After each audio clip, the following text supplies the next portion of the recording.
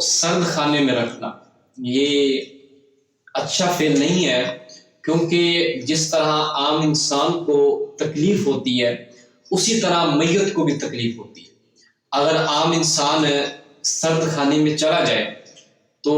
اس کو جو تکلیف ہوگی، تکلیف کو برداشت کر رہا ہوگا تو اس کی برداشت سے باہر ہوگا، تو اتنی تکلیفی جو آدمی مر جائے اور اس کو سرد خانے کی نظر کر دیا جائے اس کو بھی اتنی ہی تکلیف ہوتی ہے۔ اب ہمارے مفسرین جو ہیں، محدثین ہیں، علماء حق ہیں، انہوں نے فرمایا ہے کہ اگر کسی کی قبر پر جا کر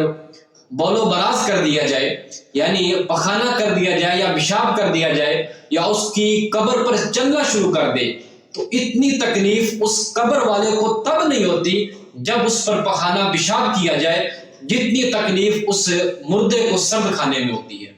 تو الغرض